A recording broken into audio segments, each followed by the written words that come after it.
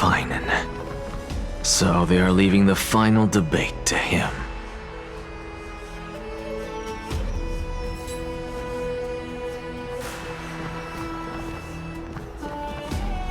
Let those Chrysos heirs who started this terrible war hear you.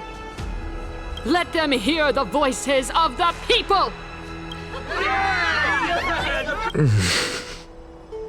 As always, that woman knows how to stir up a crowd. Professor Anaxa, I thought you'd pass on this. Everyone must cast their vote, or this assembly would serve no purpose. Prof, do you truly think it's wise to entrust the fate of the world to an assembly like this? Akama has stood strong under this system for 1,000 years. It stands to reason that there is purpose in its existence. But that is not what you're asking, is it?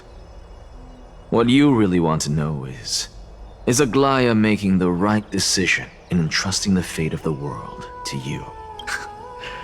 Nothing ever escapes you. I didn't spend all those years teaching you for nothing. Most people only take 4 years to graduate, if I recall. To tell the truth, I feel like I'm on my way to an execution chamber instead of a podium. So, do you have an answer to that question? No, I don't. I thought so. Because that question is not yours to ask in the first place. Is Aglaya entrusting the world to you the right decision? Don't make me laugh. That is a question that woman must answer herself. Why are you fretting about this on her behalf? Or have you been seeing yourself as her pawn all this time? Listen up. I'll say this only once. Flip your perspective around and ask yourself this instead. What should I do to ensure that the world doesn't stray from the correct path? That is what you should be thinking about. You still have time, so give it some thought. Oh, and don't bother telling me the answer. Tell it to those begging for salvation from the gods. Got it.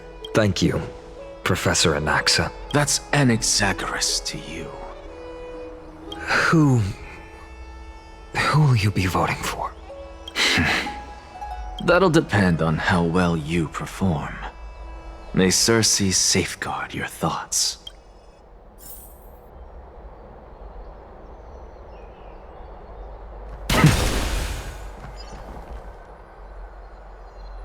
Watch this magic trick.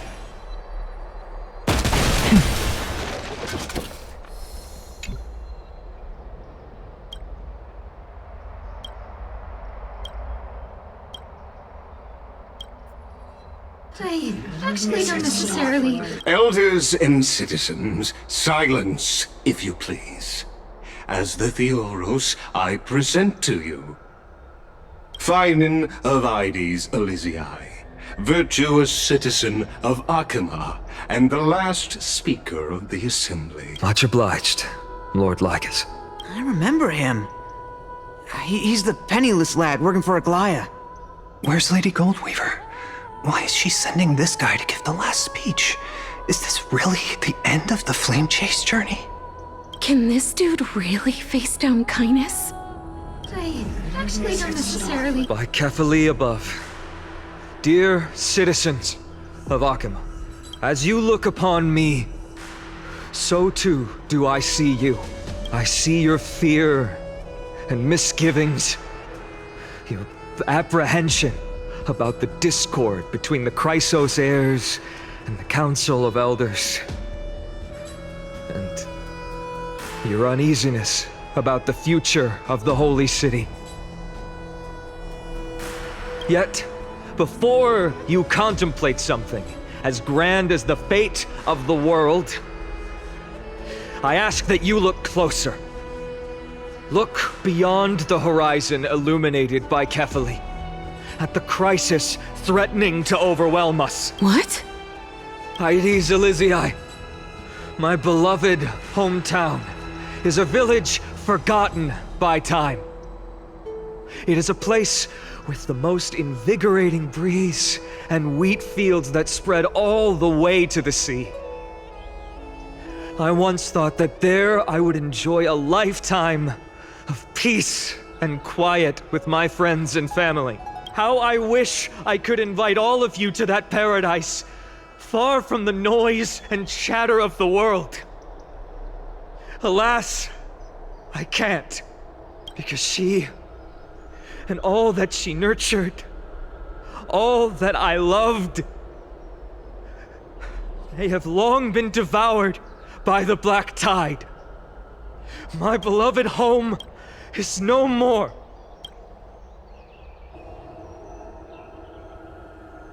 I will never forget the day the black tide struck. My father, Hieronymus, fought with a broken sword to his last breath to protect his child. My mother, Aldada, she was ripped apart by monsters. Also, I might live to stand before you here and now. Galba, he was a hunter.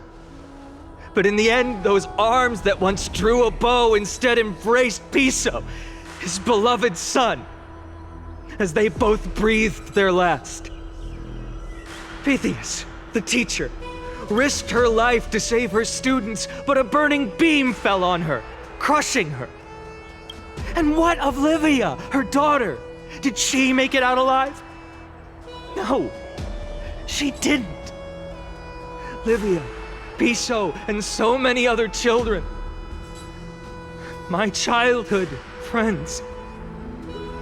They were all swallowed by the black tide and turned into monsters. They kept saying the same thing over and over. Even up until the final moment, I finally steeled my heart and granted them eternal peace with my sword. Why, finally? Aren't we the best of friends?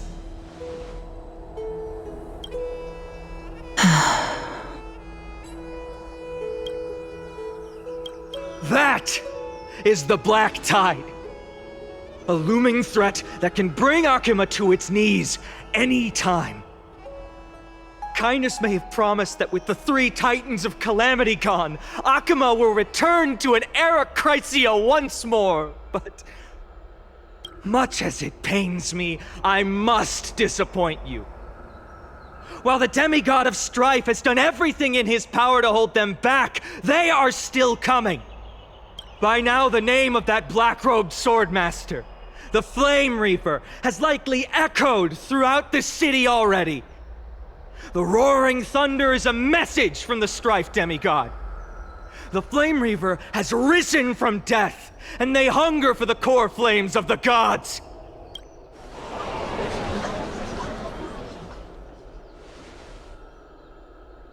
Lies! If such a powerful enemy is indeed approaching, why is Akuma still a picture of peace? Exactly! The city of Akuma shows no signs of pandemonium or chaos. And why is that? I beg you, spare a moment to think about this. Are we able to stand here and hold this assembly in peace today because the danger has passed? No! This peace we enjoy is no gift of fate.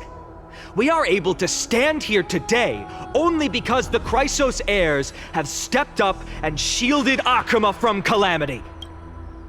With her golden threads, Aglaya has preserved and continues to preserve these idyllic days that all of you hold dear.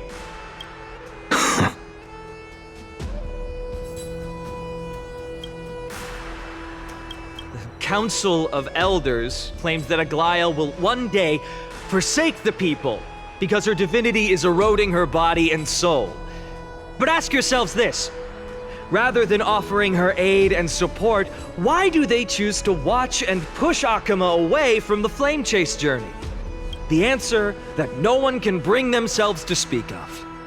A truth stained in blood and buried in greed, fear, and vanity. Allow me to lay it bare before you. It is because the Council of Elders, which bears Akima's history and honor, along with this citizens' assembly we once took so much pride in, are now infested with vermin.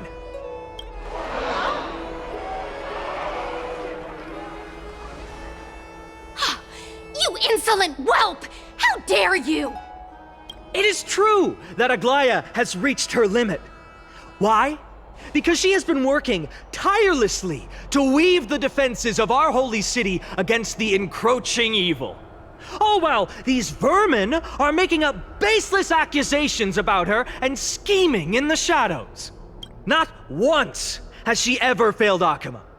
Yet these vermin attempt to tear her apart, tarnishing her name with unfounded allegations.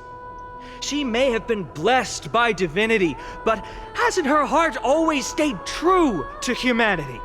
They attempt to mislead you and reduce this assembly to a crude standoff between gods and humans, but citizens of Akima.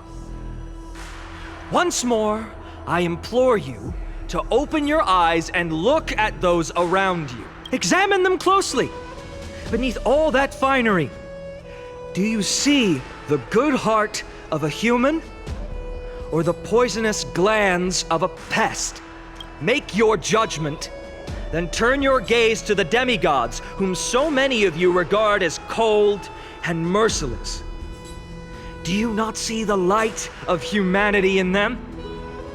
And those who wear the mask of humanity, yet utter only hurtful, slanderous words, can you not see that their souls have been corrupted by power?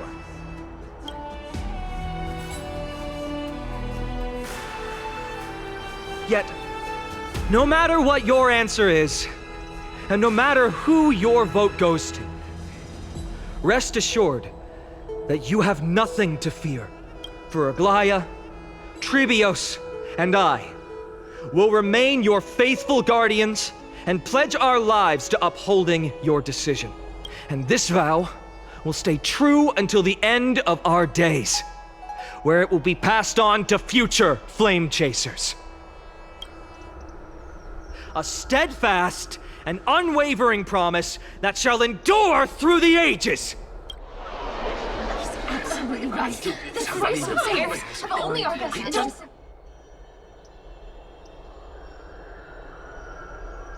At the present time, on the scales of Talentum, those who call for the continuation of the Flame Chase journey, and those who demand its suspension. Each faction holds an equal share of votes, resulting in a perfect balance. As expected. This is the moment when the Flame Chase journey is the closest to its end. And now, it's your turn to vote, Lord Anaxagoras. Is there anyone else who hasn't voted? No, you're the last.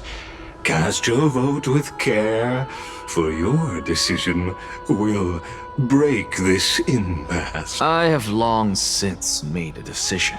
Very well.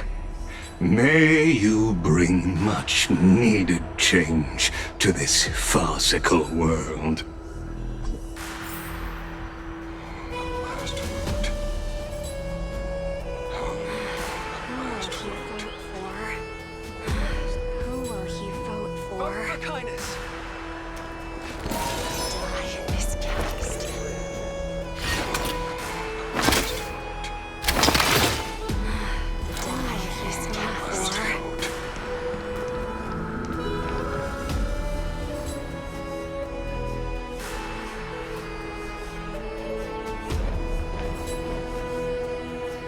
You've done well, Finan.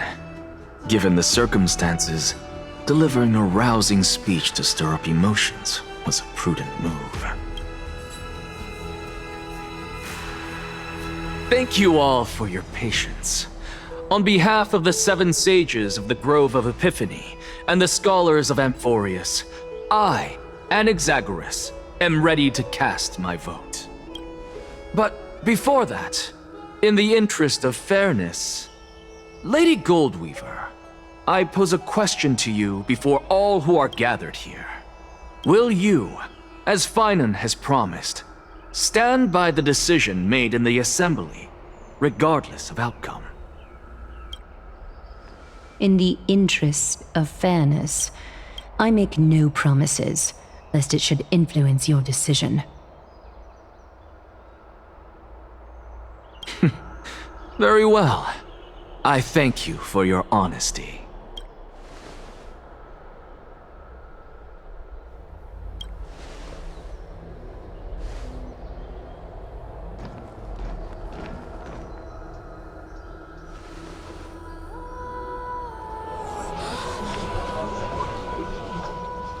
What's he doing?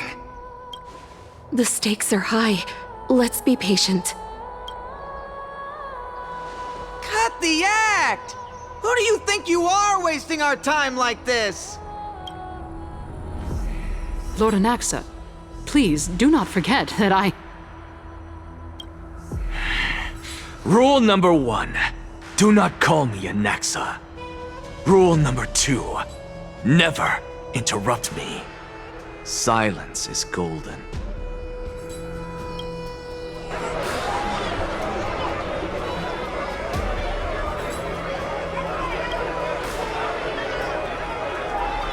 Just vote already. What are you waiting for?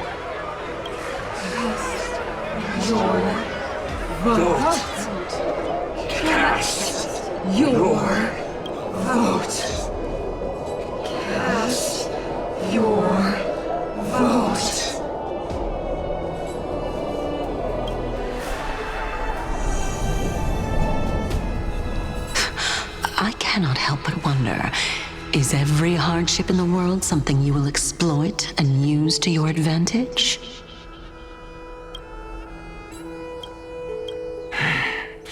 How else am I supposed to make use of this situation where my body and soul are separated? Oh, Circes. Or should I say Calypso? Accompany me on this final journey. Let us journey to the Netherrealm and see how she will substantiate the answer to your question and validate my decision. We need only to follow the sound of the tides.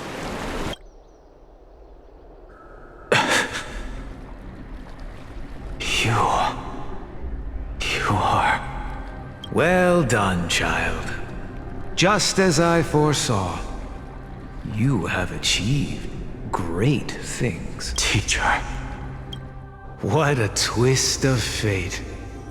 A blasphemer raised in the doctrines of the Venerationists. It's like a foal kicking its mother in the belly after taking all her milk. I respect you immensely, sir, but...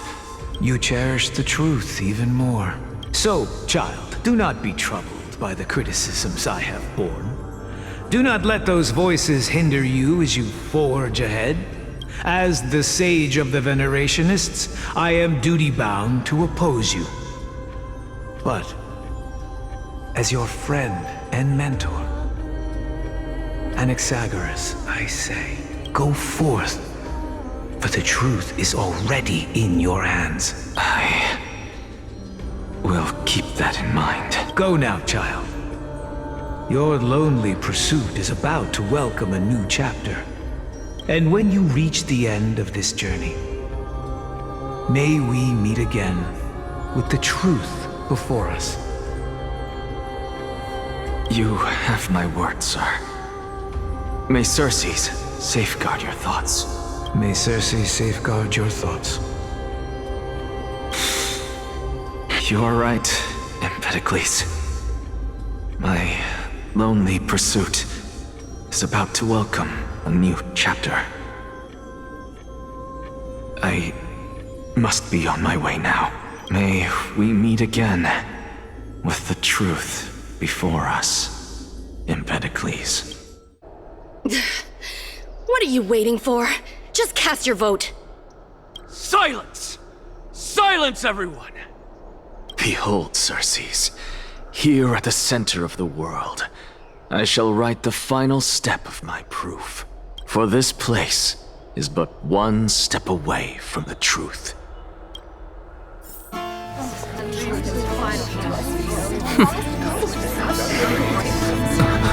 Professor, I completed the proof you wanted.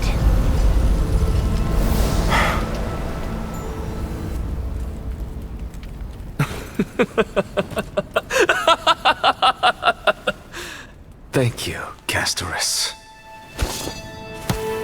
The answer is plain as day. My vote goes to the Flame Chase Journey and nothing else! I have deciphered the truth of this world!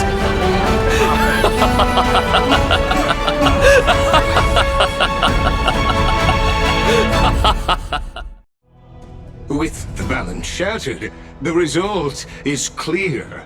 By carefully enter Lenten above, as the Theoros I have observed. No! Lygus, you can't! Onyx, what have you done? Have you lost your mind? I hope you are prepared for the harsh punishment awaiting you. Mark my words, I will make sure that clever head of yours never forgets the price of betrayal! Have you forgotten? I told you that happens to be one of my rare talents. You put on such a grand performance, just to aid their preposterous flame chase journey? Performance? No, you are quite mistaken. I may be paranoid by nature, but I've always been known for my honesty. If you really understood me, Lady Kindness, you'd realize that I never had any interest in your pathetic little game of politics. Factions, standpoints, they are jokes in my eyes. I have never once switched sides, because I, and I alone, am the truth. Lady Kindness, with all the citizens here as witnesses, we should honor the spirit of democracy and respect the decision of this assembly. I have observed that Akama has chosen her destiny. This citizens' assembly has resolved to continue the flame chase journey. This resolution shall be put up on the wall of heroes, such that all citizens are aware of the city's way forward. You! It seems not everyone is ready for the assembly to end. Very well. Let me entertain you for a little longer. By your leave, Lord Lygus. Interesting. Elders and citizens, your attention, please. Stay for a moment more, if you will. Anaxagoras of the Grove of Epiphany has an announcement for the assembly. What is this performer up to now? Just moments ago, all of you made a decision on the fate of Amphoreus. As a supporter of the Flame Chase journey, it pleases me to see the choice you have made. But I regret to say that I still harbor doubts about this outcome. Thus, I hereby challenge this resolution.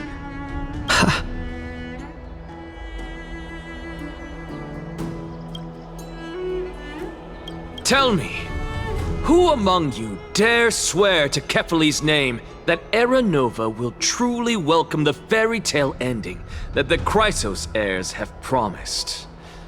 A beautiful new world free of calamity and madness? Nonsense! That's impossible! What is he getting at? Of course not. No one? Must I pick somebody to answer?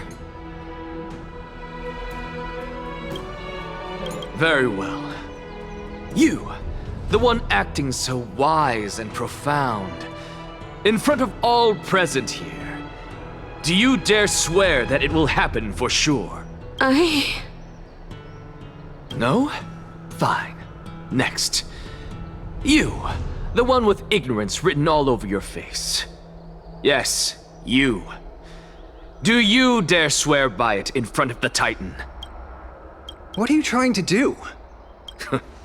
Useless. Your turn, then. With that smug look of yours, You must be confident that the Flame Chase journey is the best course to take, right? Hey! Mind your tongue! So, no one? I see. In that case, Finan, answer me this. Your speech was filled with such passion just now. How confident, then, are you in making this promise? Professor, what are you doing? Let him continue with his performance.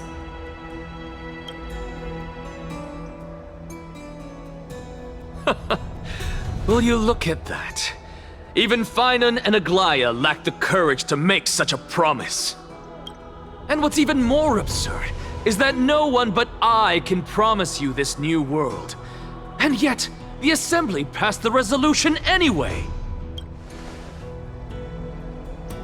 But you needn't worry, because I knew better than to trust you good-for-nothings. That is precisely why I am here today. To give you one final lecture. Now listen up and listen well. I, Anaxagoras of the Grove of Epiphany, hereby declare everything that the Flame Chase journey promises is true! Finan of Ides Elysiae, the prophesized demigod who shall succeed Kefali, will reforge each and every one of us in the new world with his complete, intact memories.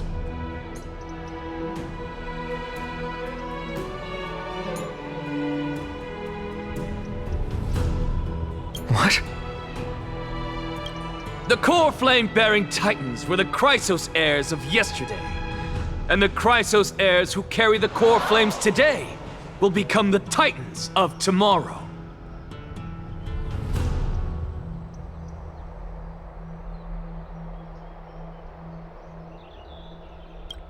All of our souls shall endure for eternity in the miracle of the World-Bearer. And all under Kefali's protection shall step into that new world.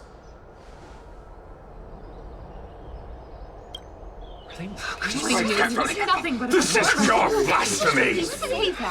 It's impossible. What? Are you saying that we must bow down to you and worship you, even in our next lives? Enough, you blasphemous imbecile! How dare you try to deceive us with all these lies and falsehoods? How can you prove? I told you, don't interrupt me. But since you've asked, I shall be kind and indulge you. My statements are based on my experiments on the divine body of Kefali themselves. You heard me correctly, everyone. With the tacit approval of Kindness and the Council of Elders, I fused my soul with the god through alchemy and learned the truth behind Era Nova. What is he talking about? Isn't that pure blasphemy? I, the vile, wretched blasphemer, deserve nothing less than death for my sins. And the Council of Elders, which granted me consent and aided in committing this atrocity, should face punishment alongside me! By the gods, even Kindness has betrayed Akuma. The Catalyst. What carefully of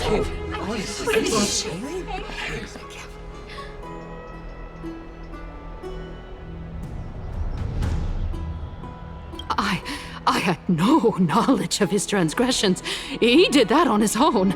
The Council of Elders bears no responsibility for his actions. Lord Lygus, as the esteemed Theoros, are you going to simply stand by and allow the Council of Elders to be dragged through the mud? If the accusation is true, I will acknowledge it. If not, my conscience stands unburdened. Lady Kindness, the reputation of the Council of Elders was not built in a day, nor will it be shattered overnight. Repercussions await those who fool the people, and punishment must be meted out on those who abandon their vows. We should respect this beautiful city and her people. You... Lady Aglaya, the Gold Weaver, I humbly ask that you take on the responsibility of overseeing this judgment in the name of the fairness of Talantin and the justice of Kefali. Considering the circumstances, and in accordance with Akima's codex as the only demigod among us, you shall rightfully wield this authority. The honor is mine to bear. How is this permitted? They can't let this happen. Somebody... Elders and citizens, silence, if you please. Anaxagoras of the Grove of Epiphany has made his statement clear. As per Akima's codex, I request all present citizens to stand with me in exercising the right of judgment. First, Elder Kindness of Akima and Lygus the Theoros stand accused of neglecting their duties and abusing the law, leading to the egregious blasphemy against a god. In the names of Talantin and Kefali, Akima is to form a committee before the 7th action hour to conduct an investigation and disclose the findings to the public for subsequent judgment. Yes! That's what we... Curse you! Now, concerning Anaxagoras of the Grove of Epiphany, he has confessed to grave blasphemy against Kefali. In the names of Talantin and Kefali, the accused must be allowed to hear the people's voice prior to the execution, for a chance at a reduced sentence and possible pardon.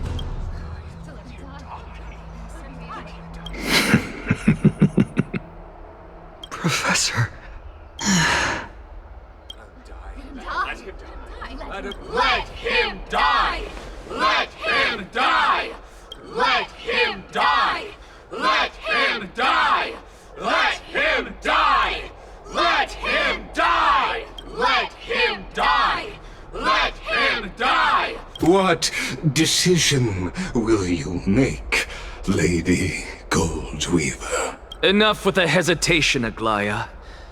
This is not like you. Let him die! Let him die! Let him die! Let him die!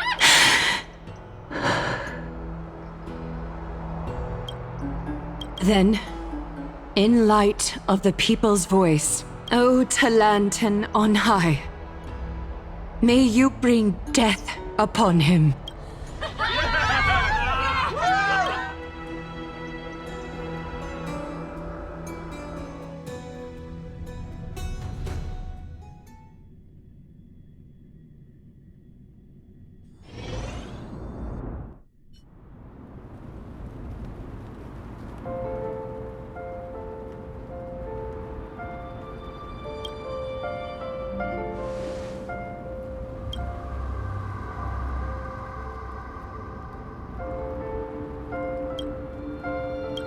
Allow me to reintroduce myself. I bore the name of Castris while walking among the mortals. And now, I stand as the demigod of death, the living side of Thanatos. Welcome to my realm, where the west wind ends.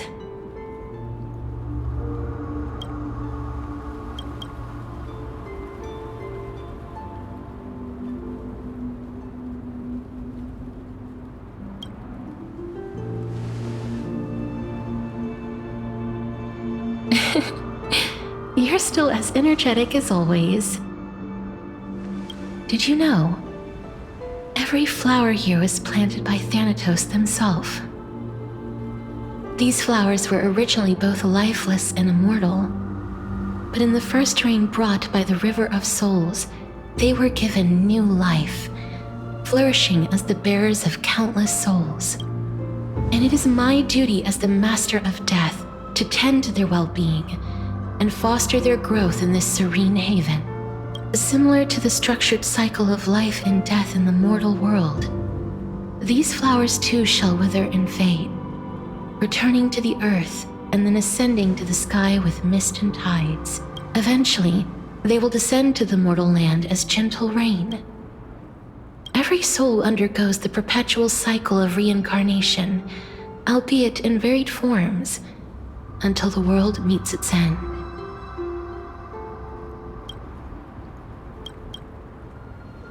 Yet, sadly, there's no time left for Amphoreus to wait for when the flowers bloom again. Now, death is the power at my fingertips. It once led the souls of the deceased here, but I shall open the gate of the netherworld and return you to the realm of the living. In exchange, please take the core flame of death with you and complete the flame chase journey. Do not let our work thus far be in vain.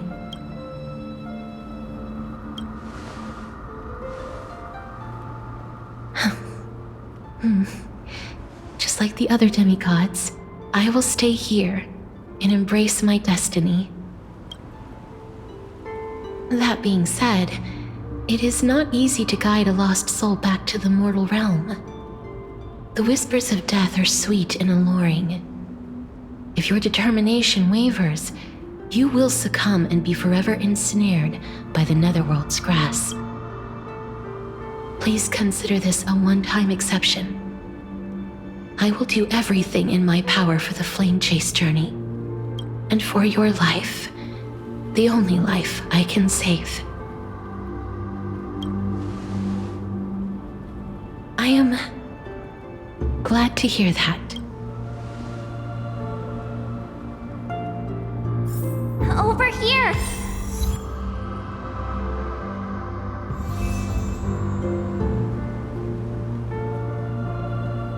I believe in you.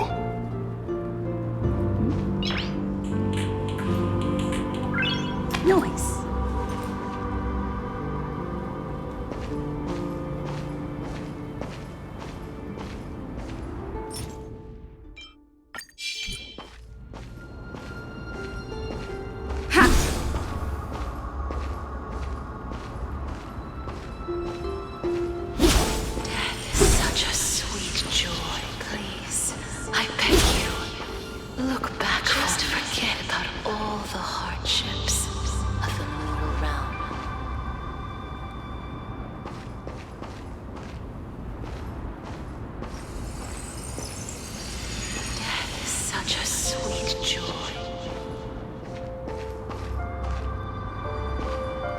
Lift your chin up high and step forward with us toward tomorrow!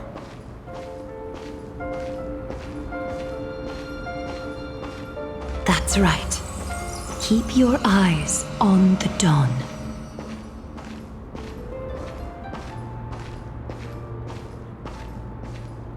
Onward. Show me your courage.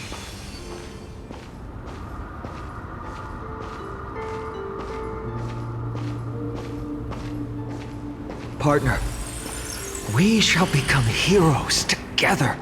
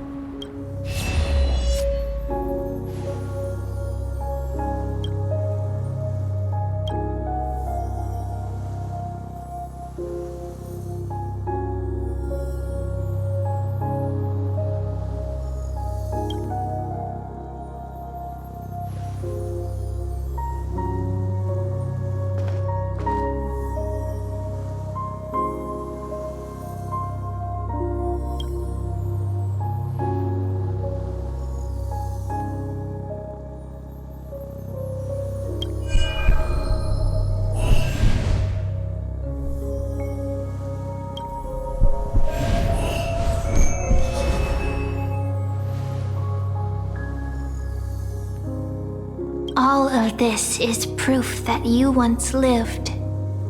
Your soul, your memories, the years you've journeyed through, and the path they revealed, leading you back home.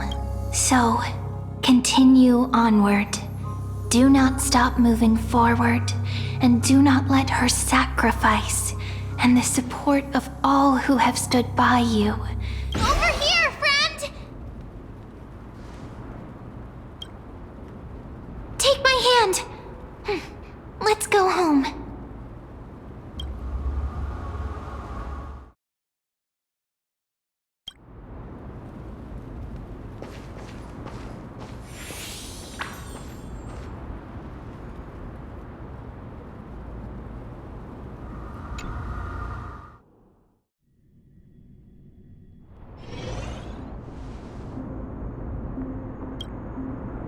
At last, I knew you could do it. Your soul is still perfectly whole, as if some kind of force is trying its best to keep it together. Is it Ornyx's final blessing? Or is it a miracle of your own? It's truly incredible. Such a strange surge of familiarity. So hard to describe. Perhaps it is fate, once again fulfilling its own design. Or perhaps it is the laws from beyond the sky, so familiar to you, that intertwined our fates. It seems that this is a riddle which cannot be solved anytime soon. The sensation of becoming a demigod is truly wondrous. It's as if the river of souls is winding its way through the depths of my spirit, transforming with each breath into a fine rain that nourishes the world. Do you recall that prophecy? At the end of the sea of flowers, the souls of the living shall warm thy fingertips, and after an embrace, there shall be eternal separation. I promised you that I would do everything in my power to give it another meaning. Now, as I stand as a demigod and destiny draws to a close, I can finally end it in a way that is as beautiful as it deserves. The wish I once sought but could never grasp is now within reach. In this brand new world, every blooming life will lift its arms in celebration and recount the profound meaning of this very instant. Every touch, every embrace we share will never again be an ice-cold loss. They will radiate with an intense warmth, sowing love far and wide throughout the land. The other shore is very cold.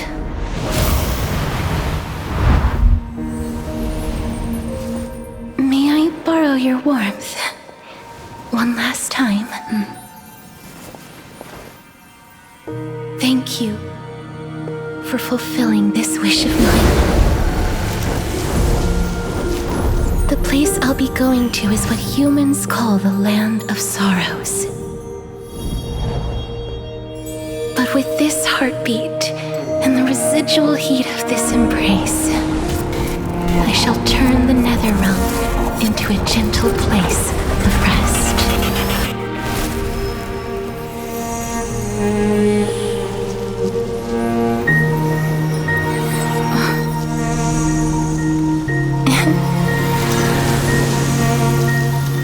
This embrace may be brief, but it's the proof that I once lived. Farewell, then. May we reunite in the new world.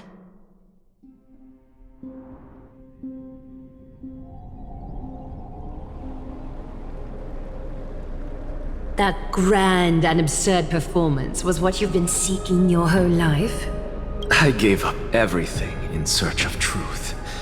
And it culminated in this very moment. You, on the other hand, performed as I expected. You did not hesitate when you saw the chance to attain power. It's as if you... Crave power, like a fly craves rot. Those are your words, not mine. But what you said at the end, did you already know what I had planned for Thynan? I may have lost an eye, but my vision is clearer than anyone else. You've nearly exhausted your humanity. You're no different from my current state as a walking corpse. That's true. I've long since burned to ash over the past 1,000 years. Only he is capable of unleashing a raging fire that rivals our final great enemy, Aquila. So, this is our last chance. How about we let go of the bad blood between us? May I resonate with your core flame, Aglaya?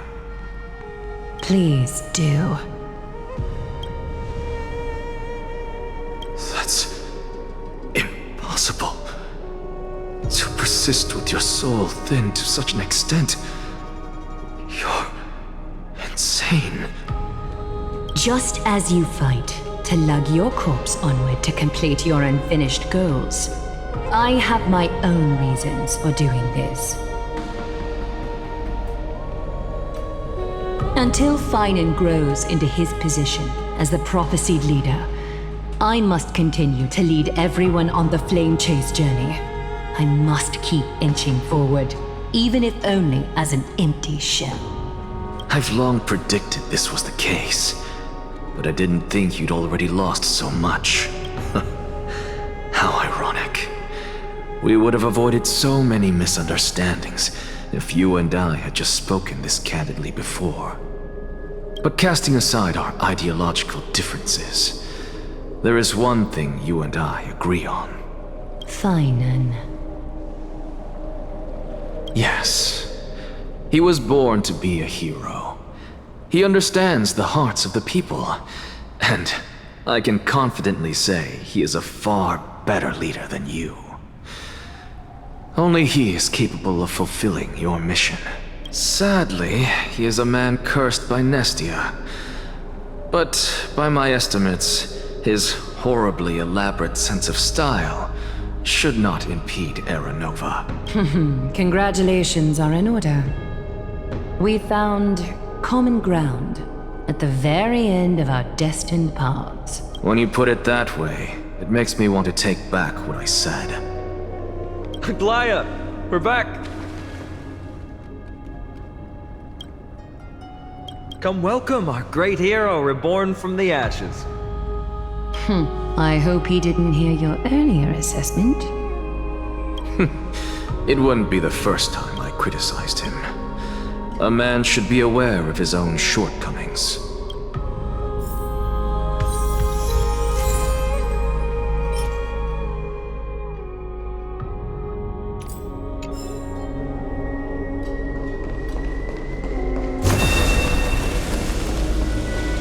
I'm gladdened by your triumphant return.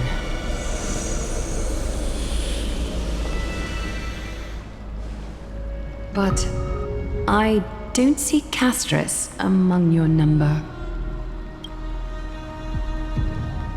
It looks like she not only helped me prove my theory, but helped you fulfill your mission as well.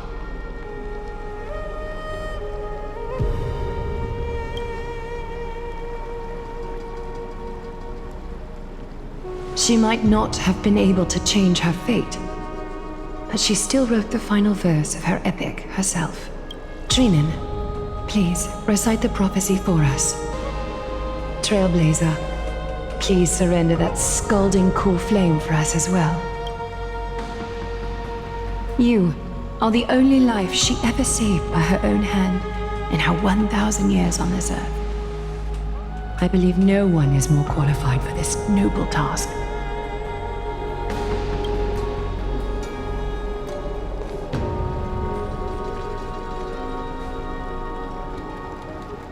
O gods who have returned, and gods who are still watching. Today, we bring you a soul laid bare, the hand of shadow, Thanatos, remembered their name from the past.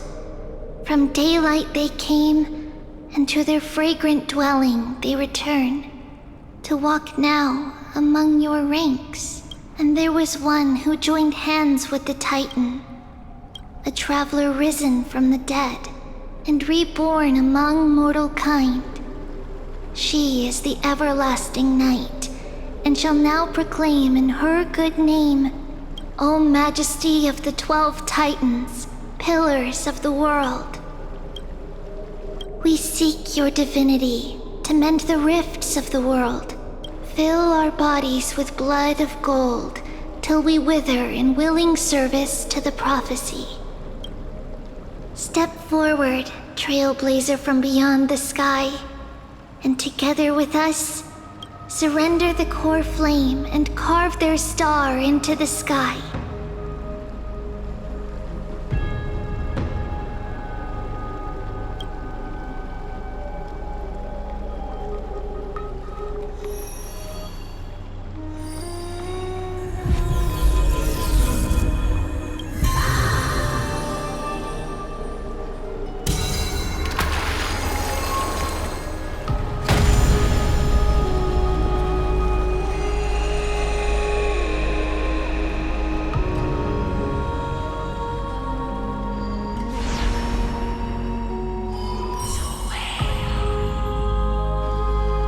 Constellation for death.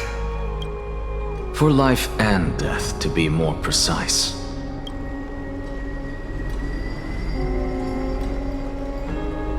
Look! It's...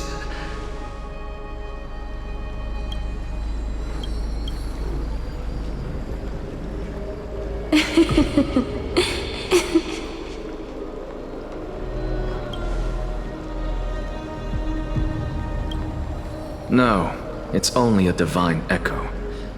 I think she's here for the trial.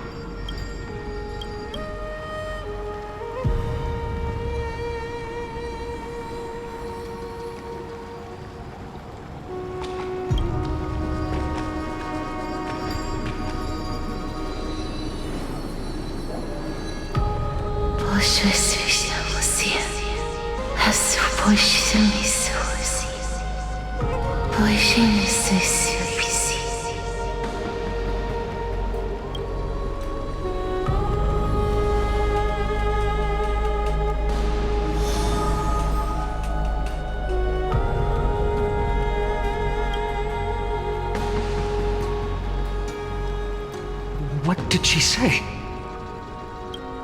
That's the language of the Titans.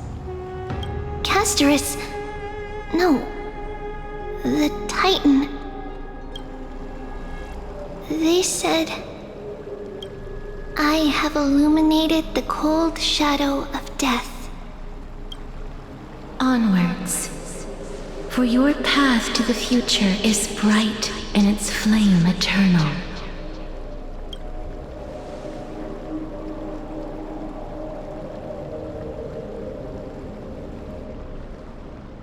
Do not forget.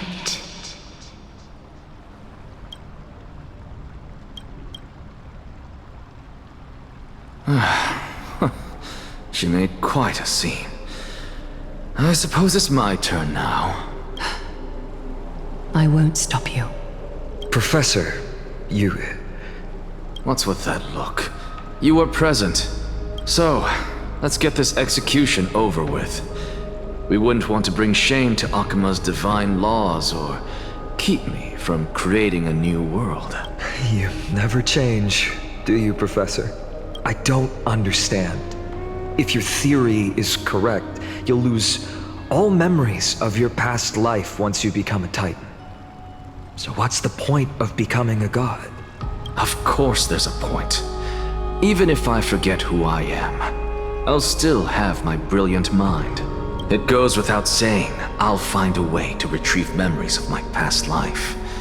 Besides, I still have you, don't I? I still don't really understand what you said during the assembly. Even if it were true, things reforged from memory could never be the same as the original anyway. Then allow me to tell you right now that you're wrong.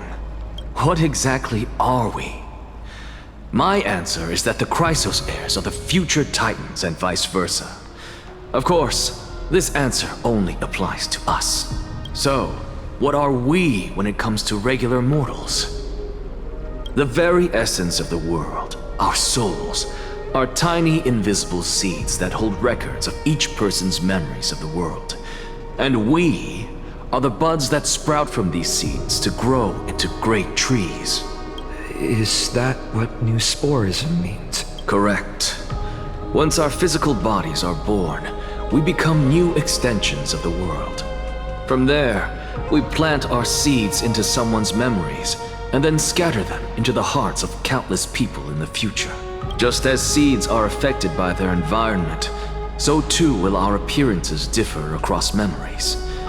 But the partial memories we carry will always be the same, because that is just how the world is. To destroy our very existence, one must destroy the world itself. But we have someone who will still live on with his perfect memory. That person is you, child of Kefali. This is what it means to be the world-bearing Titan.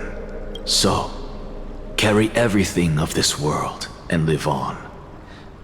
Don't disappoint those most precious to you. Don't disappoint Lady Goldweaver. And especially, don't bring dishonor to my theory.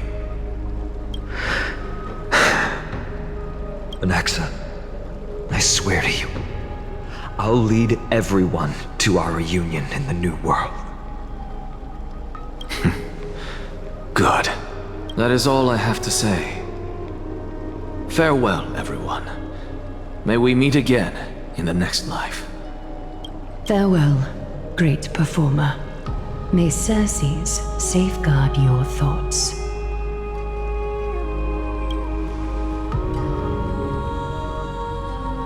Are you satisfied, Honorable Titan? Very. I hereby swear I have borne witness. Anaxagoras of the New Sporists and the Grove of Epiphany has successfully overcome the trial of reason. Thus, I shall confer upon you these words. You shall transcend the peaks of purity and return to corruption and hardship.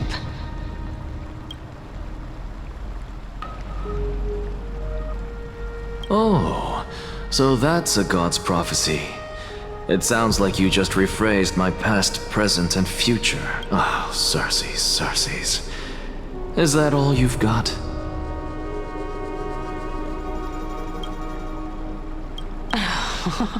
Well, you've already transcended the peaks of purity, and you were never the type to give me any leeway. That is true. But I do still have one question. I knew it. What is it? Maybe we're thinking of the same thing. As you've so boldly stated, we and the world itself live on through the memories of others. If that is the case, whose memories did the very first new spore sprout from? How should I know?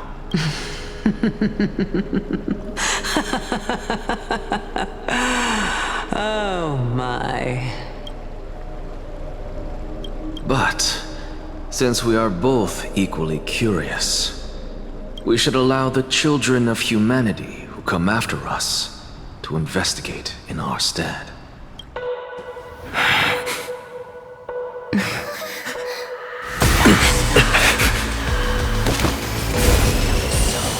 Rejoice, Circes. I sow the seeds of suspicion in the new world with your soul! And now, the objective objective is complete. That is all.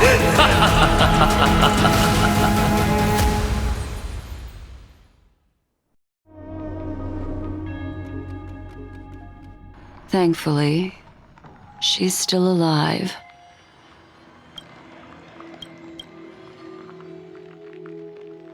Was March 7th also in this condition when she was first rescued by the Express?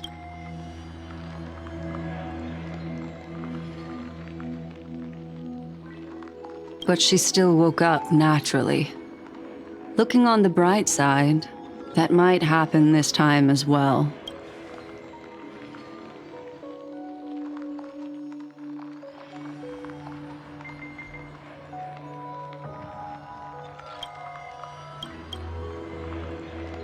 I do not have conclusive evidence, but judging by her current condition, perhaps March 7th's memories have been hijacked.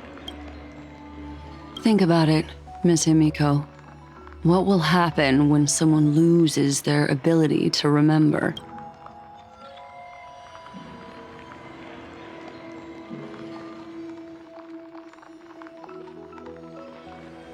Unfortunately, short-term memory is an entirely different concept from the inability to remember. Perhaps it is difficult for you to imagine, but an individual who has lost their ability to remember turns into nothingness. The belief of the Garden is that everything in this universe can be interpreted through memories. This is the driving force behind the continuance of this path. The past is made up of memoria, while the future is a possibility that will eventually be converted to memoria. But the present, it doesn't really exist, and it's only an abstract expression. Therefore, when a person is affected by the path, and loses their ability to remember, their physical form will also be affected. These ice crystals are a manifestation of that.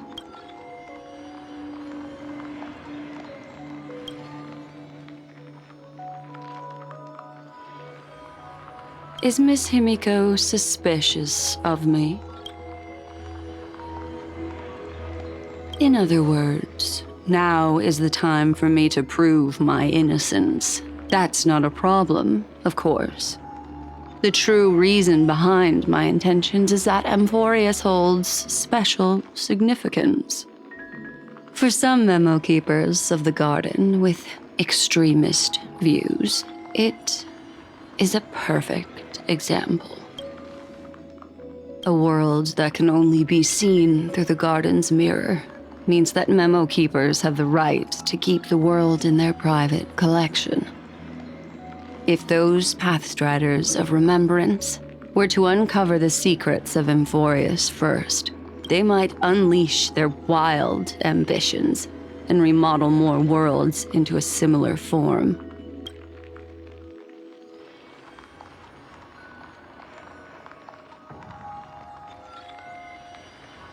I chose to remain quiet before, because I did not want to involve you in the Garden's internal conflicts.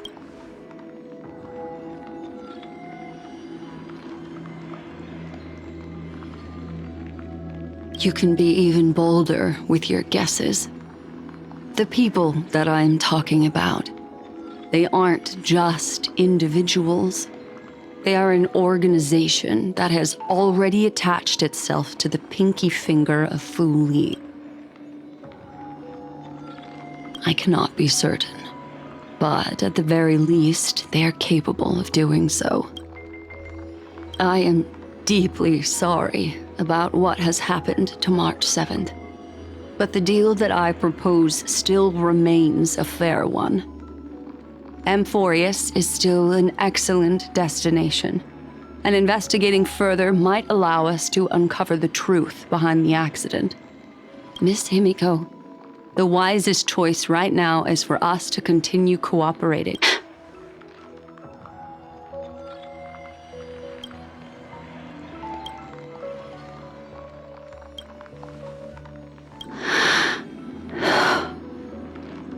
Let me take back a part of what I said just now, Miss Himiko. Although we indeed struck a deal, it seems like I have involved you in some unforeseen danger. Please accept my deepest apologies. It's Fuli. Their gaze has just swept across Amphoreus.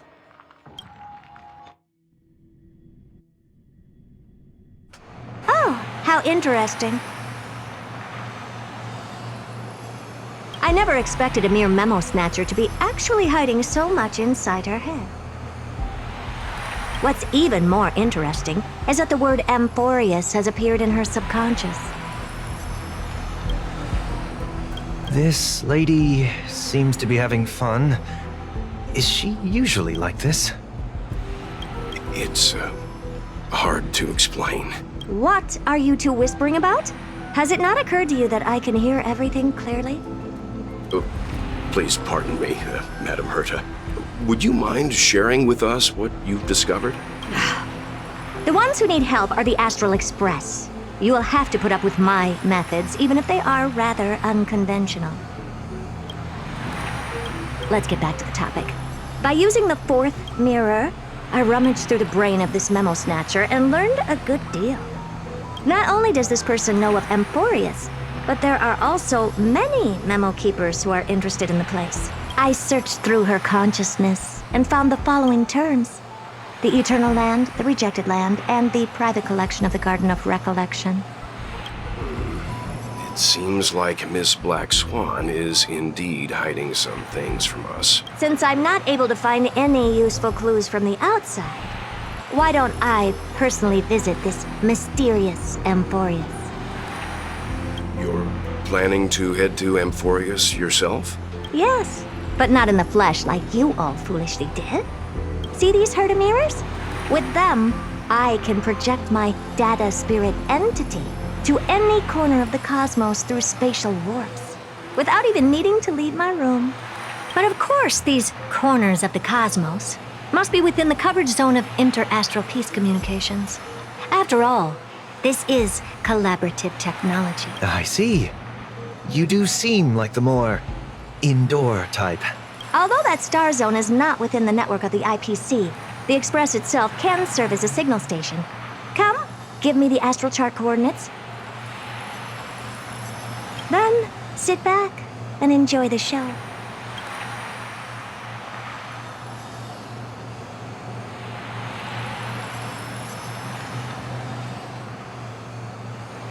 All right, now that everything is ready, mirrors, get to work.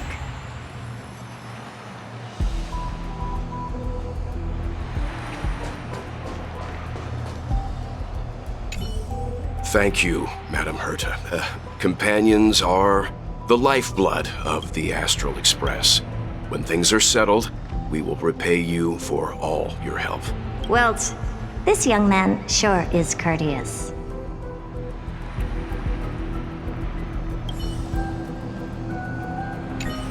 Madam, watching you work has been an enlightening experience for me.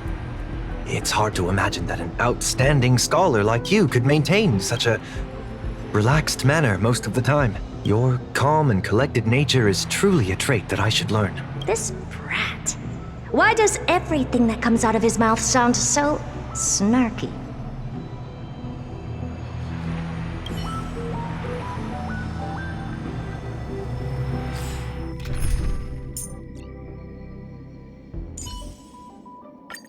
Play.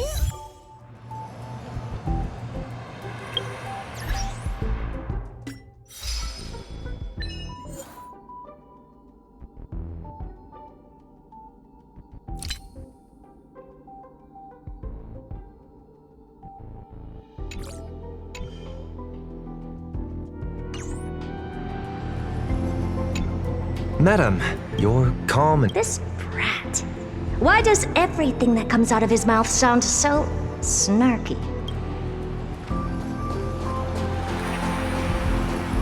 First mirror, input the coordinates. You'll be in charge of the spatial warp. As you command, Madam Herta. The preparations are complete. I wish you a pleasant journey ahead. Second mirror, prepare for the thought refraction. There's still some distance from the Astral Express to the Amphoreus celestial body. You're in charge of sending me over. This time, raise the power to the maximum. Don't be stingy. Oh, okay. I won't fail the mission, Madam Herta.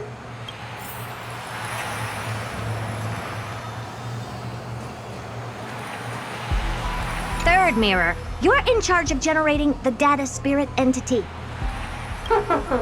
I'm happy to help, Madam Herta. What kind of appearance are you planning to use this time? Good question. Let me think. Forget it. Just use my own appearance. There's no one there that'll recognize me anyway. As you wish. Fourth mirror, you'll be in charge of... It seems like I have nothing for you. Just stand by and wait for orders. Ah, standing by again. That's so boring. Next time, can you count down from 4 instead? Fourth mirror, you'll be in charge of... It seems like I have nothing for you. Just stand by and wait for orders. Ah, standing by again. That's so boring. Next time, can you count down from 4 instead?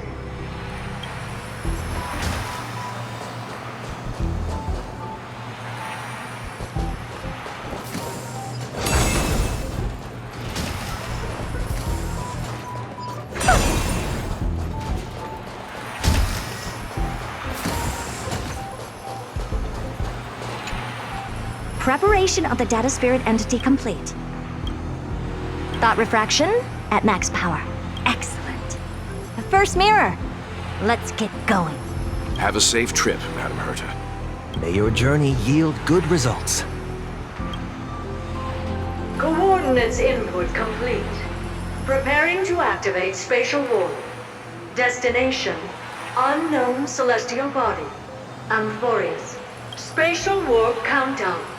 5, 4, 3, 2, 1. Warp activated. Oh! So that's Amphoreus?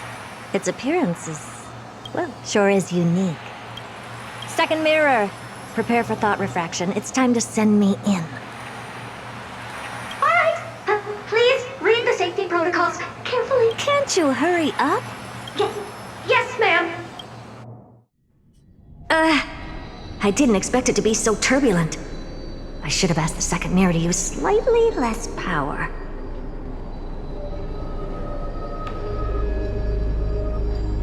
Oh, what a magnificent sight. Is this the entrance to Amphoreus?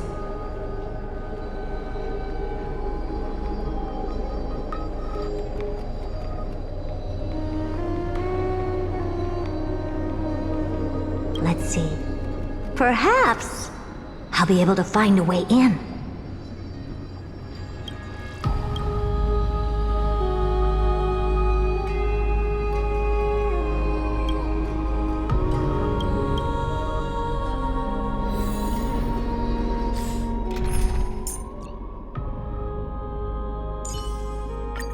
Do not worry. My curse is a blessing on the battlefield.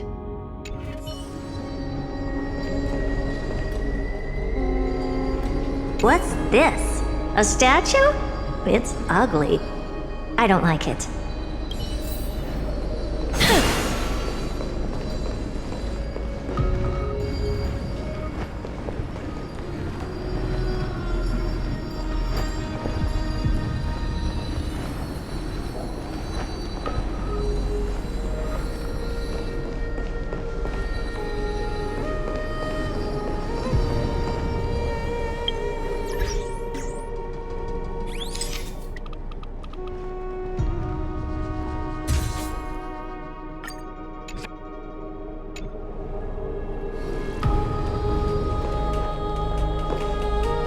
Oh, I finally found your traces. How esteemed must you be for the great Herta to come out personally?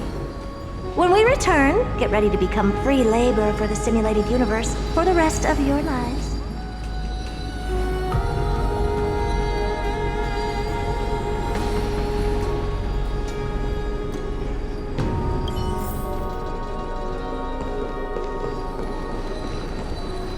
What's this?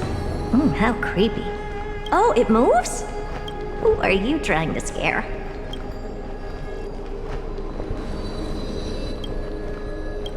It's either a projection or a fake.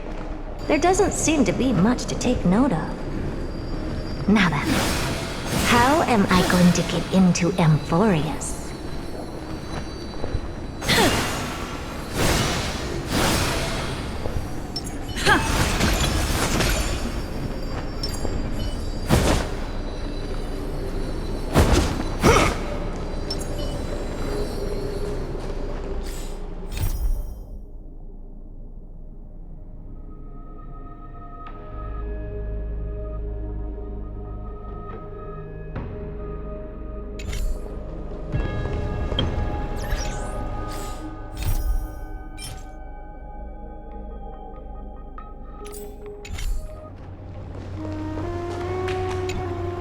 My deepest apologies, esteemed lady.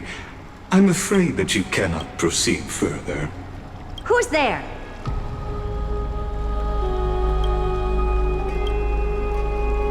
Your visit, although not part of my calculations, is a pleasant surprise. It's a pity that the preparations are not yet in place to receive you with the hospitality that someone of your status deserves. Are you not going to answer my question? Who are you? I have many identities, and I'm going to have even more in the future. But if you just need a form of address, you can use my common alias, Lycurgus. Lygus. All right, Lygus. But you can't possibly think that I'm just asking for a name, can you? Regrettably, I do not have the authority to share more information. However, standards are always flexible. While not violating the ultimate agreement, I'm able to disclose this piece of information. As you thought, this is the entrance to Amphoreus. Now, please, kindly turn back. Amphoreus is not a world that you should be involved with, regardless of what kind of magnificent achievements you have accomplished. This place will not open its doors so easily. You seem to understand me very well. Then you should know that I have no reason to listen to you.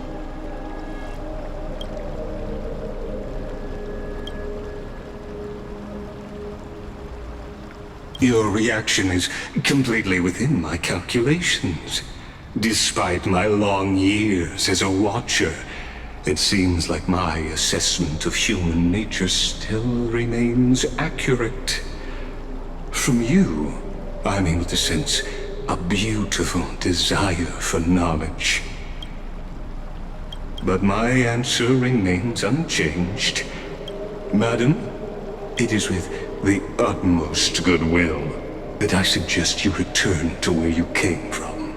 Let's assume for a second that I'm not so well-mannered, and that I insist on uncovering the secrets hidden behind you, Mr. Lygus. How do you plan to dispel this notion of mine? Within the scope of the ultimate agreement, there are 178,244 logic chains at my disposal to convince you. After filtering through them, I have determined that I only require 3 to attain the results that I desire. Oh? I'm all ears. First, for reasons that cannot be disclosed, Amphoreus is a completely isolated celestial body. Apart from me, no one else will be able to help you enter. That's not a good argument. Second, if your plan is, as you've alluded to previously, to force me into cooperating by showing hostility, do know that, just like you, I have basked in the gaze of the erudition. I stake my honor, and assure you that, in the worst-case scenario, our mutual destruction will be inevitable. Oh? No wonder I couldn't find a back door. When I did a scan of our surroundings, the safety protocols on you are comparable to Screwy's. How interesting. I assume that you still wish to hear the third logic chain? Of course. Why wouldn't I? Third, even if you exhaust all your means and find a way to break through, you will surely give up once you understand the consequences of your actions. After all, throughout your long life, as much as you'd hate to admit, your conscience has played a crucial role. What a brazen robot. You think that you can actually understand me through your paltry calculations? But since you put it that way, why don't you tell me what these consequences will be? It concerns the third path that is entangled with Amphoreus. A path that you and your friends still very much lack understanding of. The destruction. So, if you ignore my warnings and persist in your ways, you will break the shackles of a Lord Ravager. And when that happens, their fury will engulf the cosmos.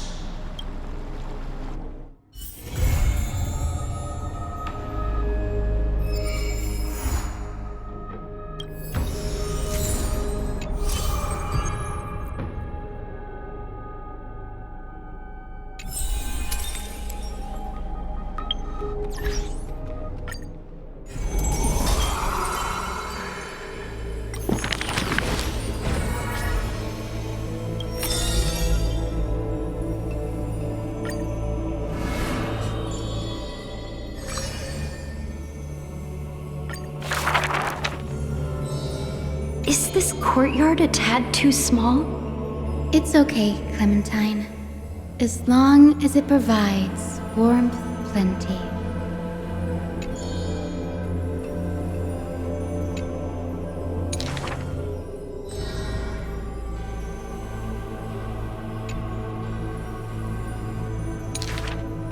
Welcome to the Twilight Courtyard.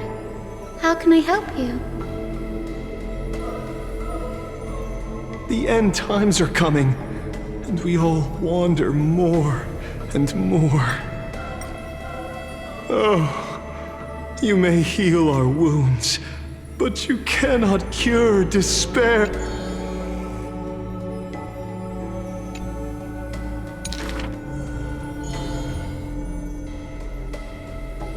Long time no see, Hyacinth. Are you here in Akama for a visit, or do you need help from us?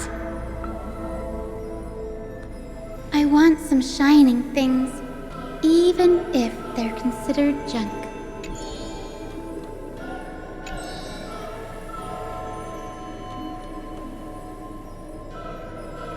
Little ones, thank you for your light.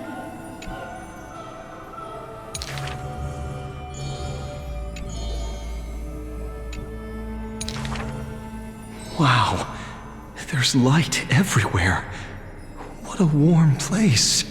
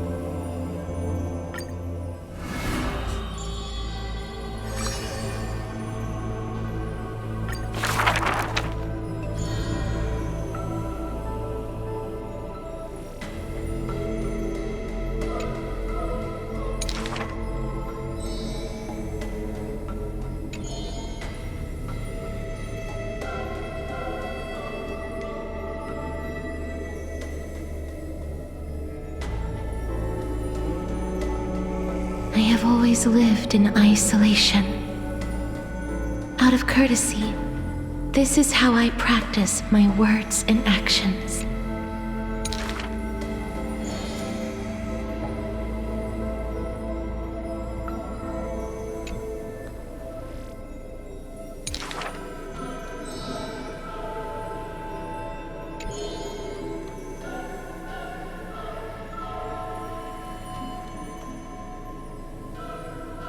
Those words are true.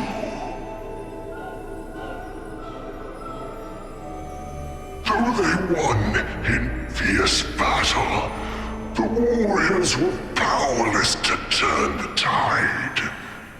It was the embrace where death dwelled that gave early release.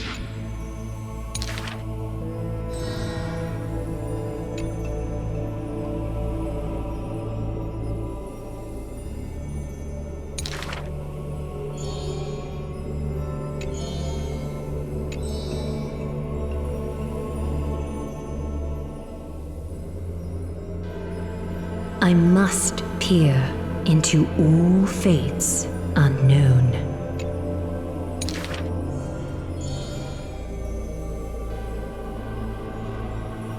Death is abominable in humans' eyes. Apart from my identity, there's nothing about me worthy of praise.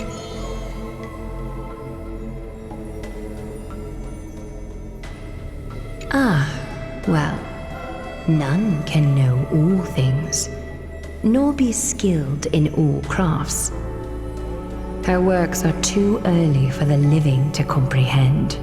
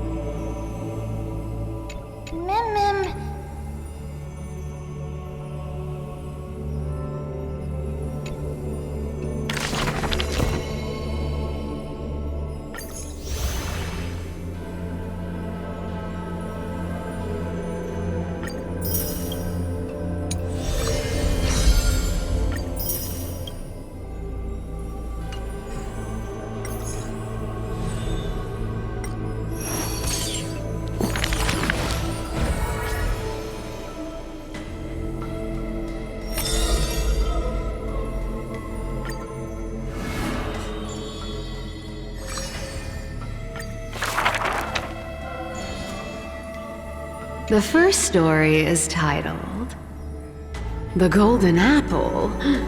It doesn't have to go to the fairest.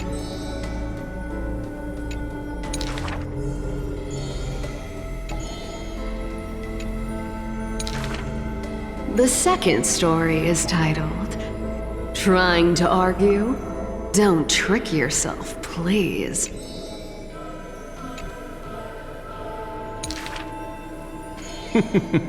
Even the best athlete could never catch up to this turtle. The third story I will tell is titled A Competition in Trickery. Who do you think is the Grandmaster? I think the world is a gourd. In truth, we are all already dead.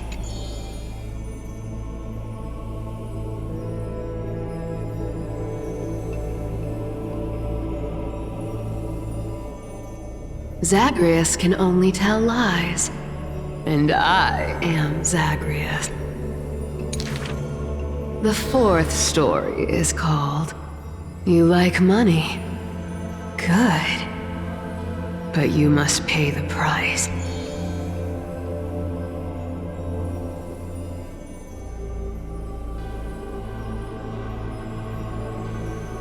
Please give me the power to turn anything into gold.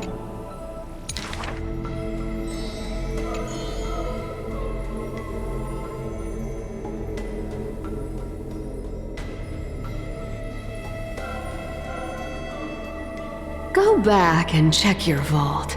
Some gold may be missing. But your beloved is right there. Wait. Cyphera, you took another long journey. And we want to hear your fun stories!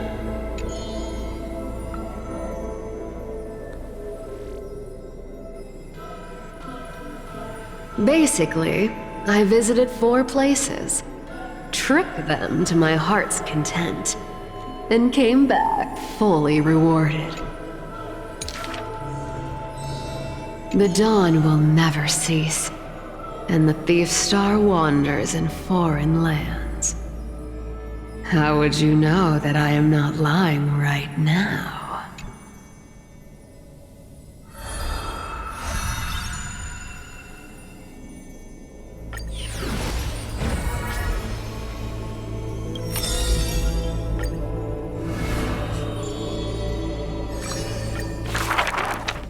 To die for glory is not eternal sleep. The world after death is superior. Cowards who dare not to look death in the eye. Longing for a martyr's heaven and reciting self-deceiving stories.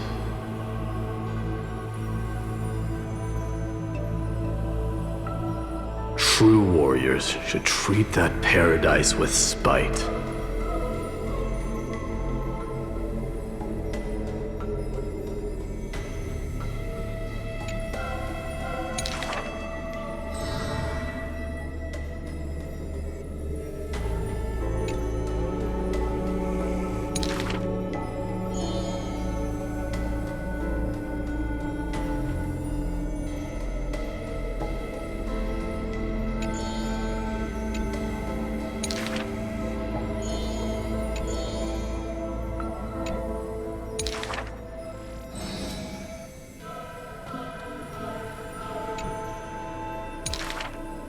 Therefore, a traitor who does not inherit the throne is a king most infirm.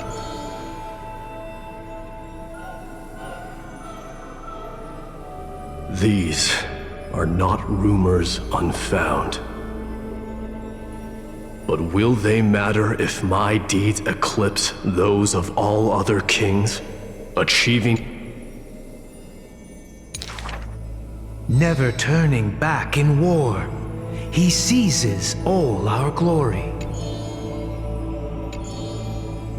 Your glory lies not in death, but in my hands.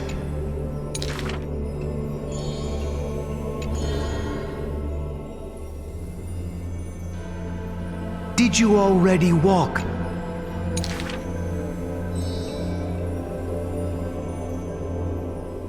There's nothing else worthy of the hunt, for I am the blazing fire at the journey's end.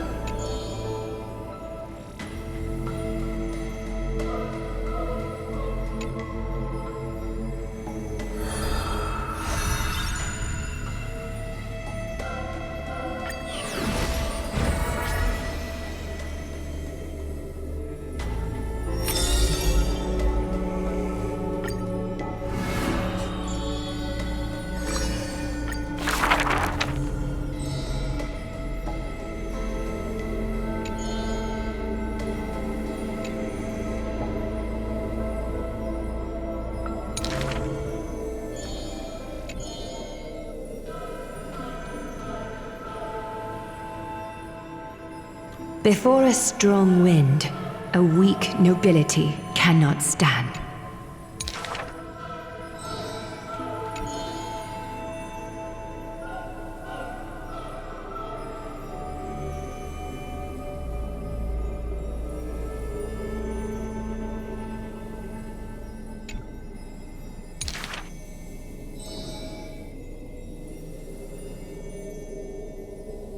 Miss, would you like to pick up the shuttle again and weave for me? Though I can no longer see, I still want to don the garments you weave.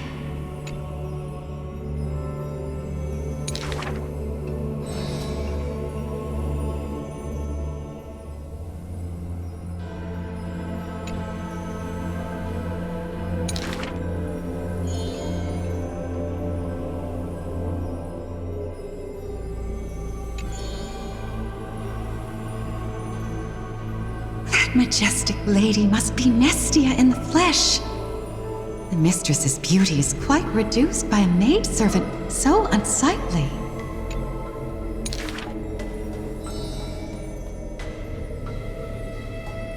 My mistress, I have brought you shame.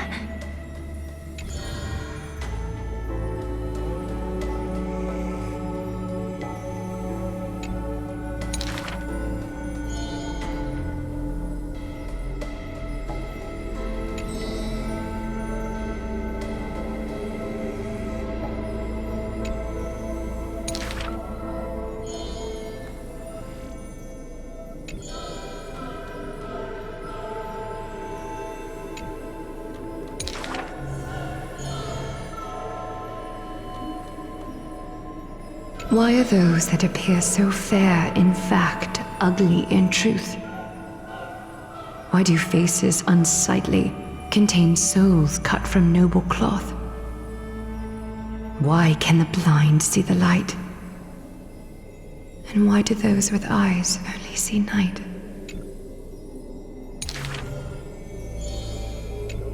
If you no longer have the power to see, then with my destiny, I'll exchange for eyes that can see everything.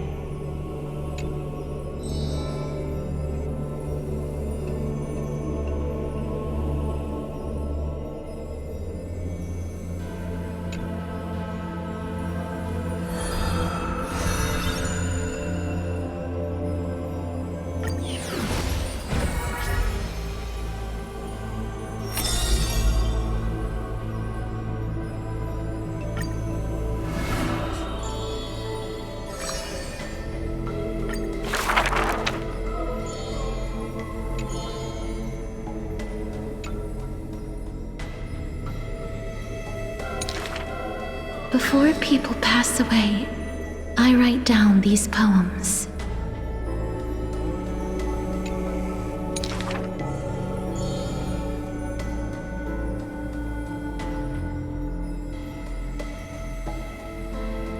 My poems are still too green,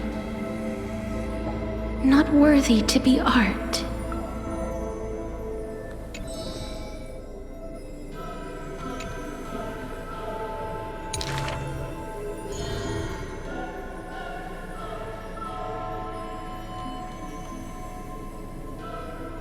He and I clearly wished.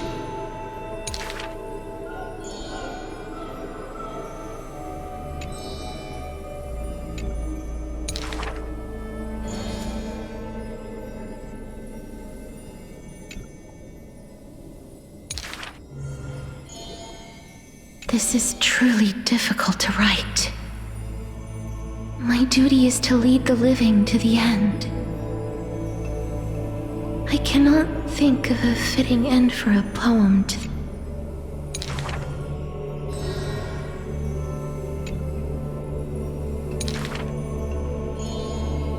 What she brings is not only death.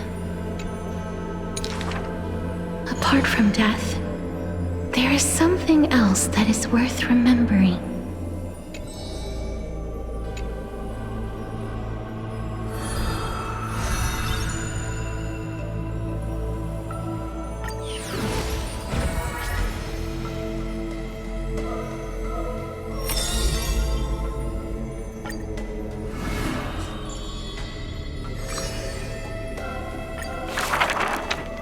Do not make him your enemy, even though he may seem frail and weak. He may seem cold and unkind, but he sees through human emotions with just a peek.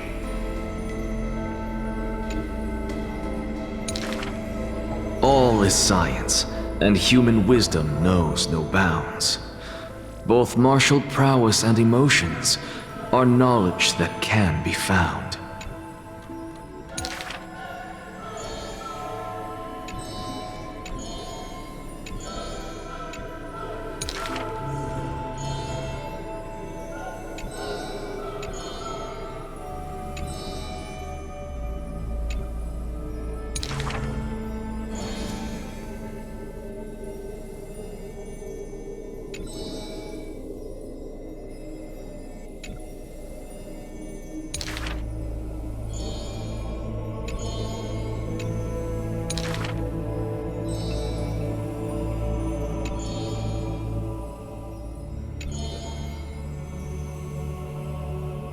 I thank this misfortune's severity.